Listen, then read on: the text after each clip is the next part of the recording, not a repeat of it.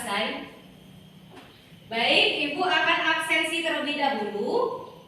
Hari ini, apakah ada yang tidak hadir? Hadir semua. Hadir semua, alhamdulillah, hadir semua.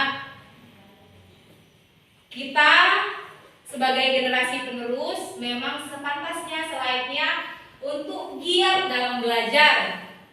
Pasti di dalam kelas ini kalian semua memiliki cita-cita, bukan? Iya. Iya.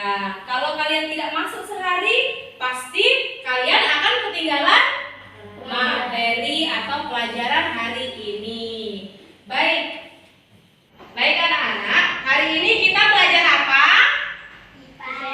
Iya, pelajaran kita hari ini ilmu pengetahuan alam. Materi kita hari ini adalah perpindahan kalor di sekitar kita.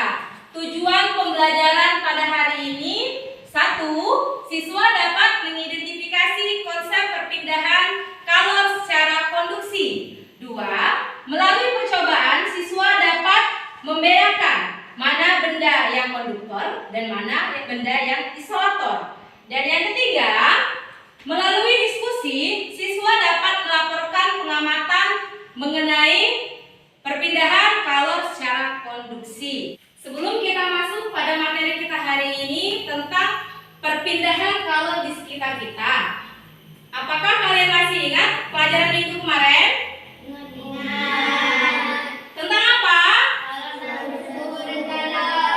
Ya, suhu dan kalor. Ibu ada pertanyaan. Apa sih yang dimaksud dengan kalor? Kalau masih ingat? Ya, apa? Ocha?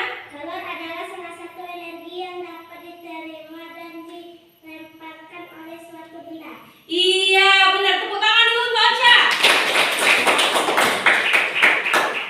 Kalor merupakan suatu energi yang dapat diterima dan dihantarkan oleh suatu benda. Oke, kita akan masuk pada pelajaran kita hari ini tentang perpindahan kalor di sekitar kita. Coba Ibu mau tanya, pernah tidak kalian menolong atau membantu ibu kalian memasak di dapur?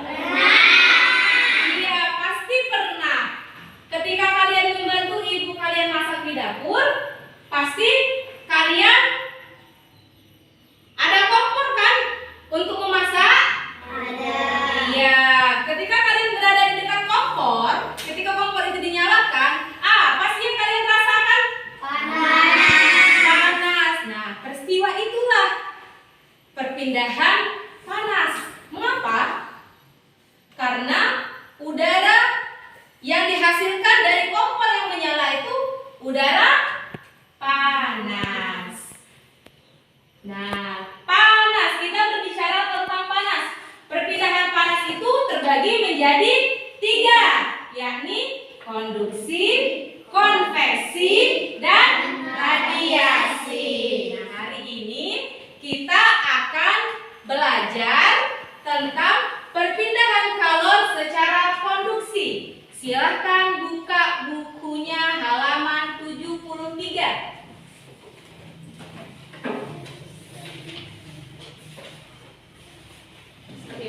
Buka buku halaman 73. Sudah. Iya, di situ ada teks tentang perpindahan kalor secara konduksi. Apa sih yang dimaksud perpindahan kalor secara konduksi? Nah, Ibu jelaskan ya. Perpindahan kalor secara konduksi disebut juga perpindahan kalor secara hantaran. Artinya, yang pindah itu hanya energi kalornya. Zat perantaranya tidak berpindah. Nah, perpindahan kalor secara konduksi biasanya terjadi di zat padat. Contohnya banyak yang terbuat dari logam. Contohnya ada sendok, garpu, dan lain-lain. Untuk agar kita tahu tentang peristiwa perpindahan kalor secara konduksi, kita akan melakukan kegiatan. Ibu membutuhkan 4 siswa untuk maju ke depan untuk melakukan kegiatan perpindahan kalor secara konduksi. Silahkan coba Rangga, Alka, Pur, dan Niza maju ke depan.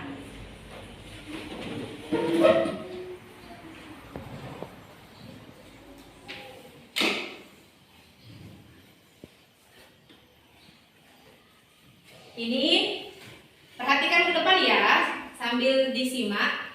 Buku ini kita umpamakan sebagai energi kalor, ya. Dan teman kalian yang di depan ini merupakan zat perantara. Nah, ini Rangga, tolong estafetkan buku ini dari Rangga sampai ke Alka.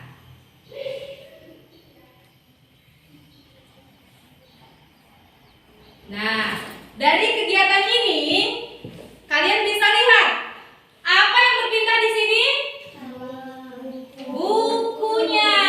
Karena buku merupakan energi kalor. Ibu umpamakan di sini.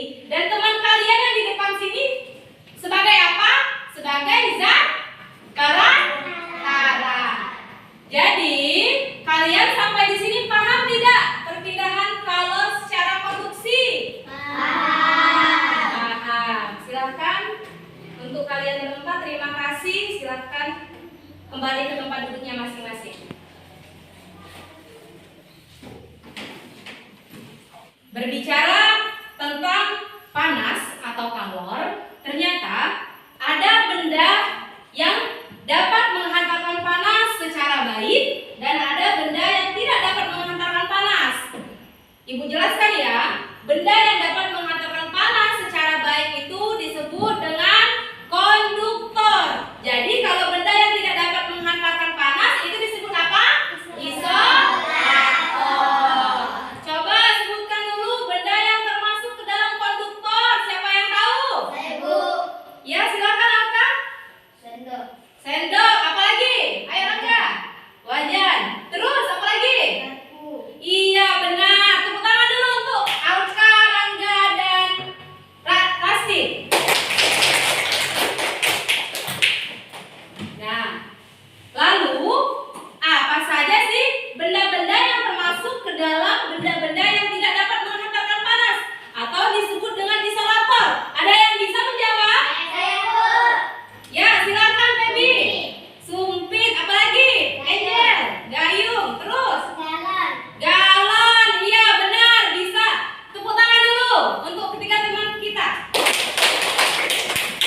Untuk membuktikan apa yang Ibu katakan tadi tentang benda-benda konduktor dan isolator, kita akan melakukan percobaan.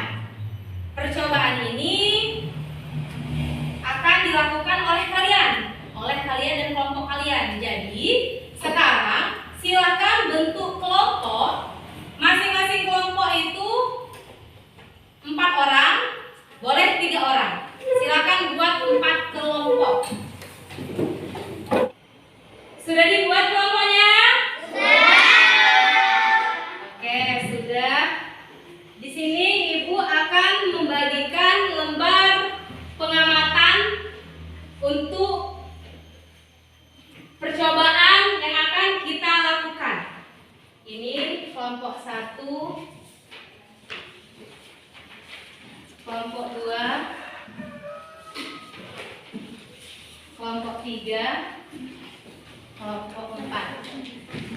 Silakan kalian tulis nama kelompok di lembar pengamatan dan Ibu minta tolong perwakilan setiap kelompok maju 1 orang ke depan untuk melakukan percobaan bersama Ibu. Dan teman-teman yang lain mengamati percobaan yang sedang dilakukan nanti.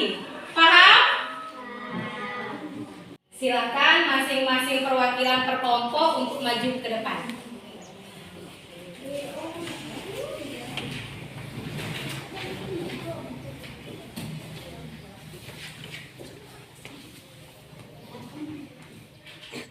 Sesuai dengan apa yang Ibu sampaikan tadi, kita akan melakukan percobaan untuk membedakan yang mana benda yang termasuk ke dalam konduktor dan mana benda yang termasuk ke dalam isolator. Tadi sudah dijelaskan kalau konduktor adalah benda yang menghantarkan panas dan isolator benda yang tidak menghantarkan panas. Di sini Ibu telah menyiapkan benda-benda untuk percobaan. Kalian sebagai teman kelompok yang berada di kursi, silakan kalian amati percobaan yang akan dilakukan oleh teman-teman kalian di depan sini. Sampai di sini paham? Paham. Yang pertama di sini uji coba yang pertama adalah uji coba terhadap sendok dan garpu. Ini termasuk kata kalian tadi, ini termasuk ke dalam benda yang menghantarkan panas atau disebut dengan konduktor. Coba silakan dipegang ujung sendok atau garpunya. Silahkan letakkan sendok dan garpu di atas api.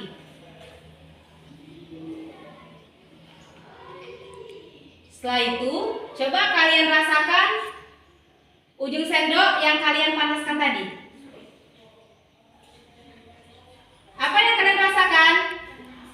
Apa yang kalian rasakan? Apa? Panas. Iya. Terus. Sudah, terima kasih. Jadi, benar ternyata sendok dan garpu yang berbahan logam ini menghantarkan panas. Selanjutnya, Ibu menyiapkan sumpit dan sendok plastik. Ini kata kalian tadi, ini merupakan benda yang termasuk ke dalam benda isolator atau benda yang tidak menghantarkan panas. Ayo silahkan. Apa pertanyaan yang tersedia itu kalian jawab, kalian catat sesuai dengan pengamatan di depan. Ayo silahkan pegang ujung sumpit dan ujung sendok plastik. Silahkan letakkan di atas api. Setelah itu, coba kalian rasakan ujung sendok plastik tadi dan sumpit apakah panas? Tidak, iya. Karena kenapa?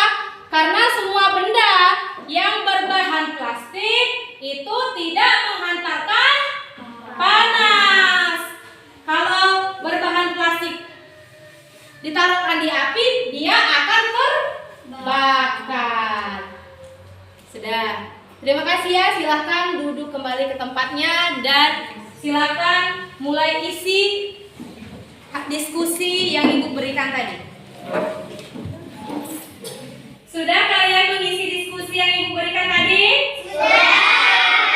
Oke, kalau sudah silahkan kumpulkan hasil diskusi kelompoknya ke depan.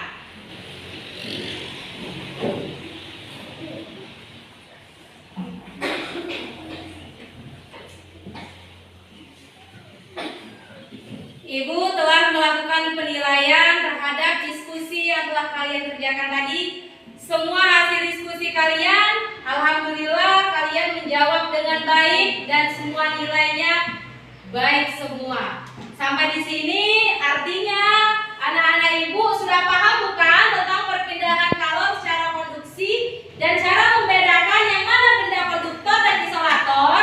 Paham? Jadi kesimpulannya materi kita hari ini kita belajar apa saja? Satu, kita belajar tentang perpindahan kalor secara konduksi. Sudah itu apa lagi? Kita belajar apa lagi? Isolator. Sudah itu? Konduktor. Dan kita juga tadi belajar tentang perpindahan kalor itu ternyata terbagi menjadi berapa?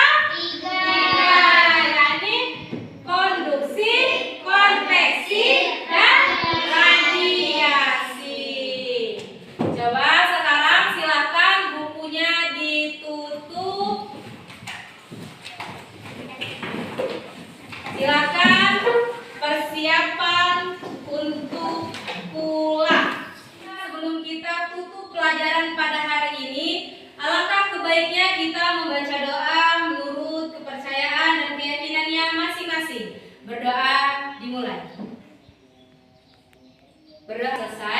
Ibu tutup pelajaran hari ini. Semoga ilmu yang kalian dapatkan hari ini bisa bermanfaat. Dan Ibu akhiri. Wassalamualaikum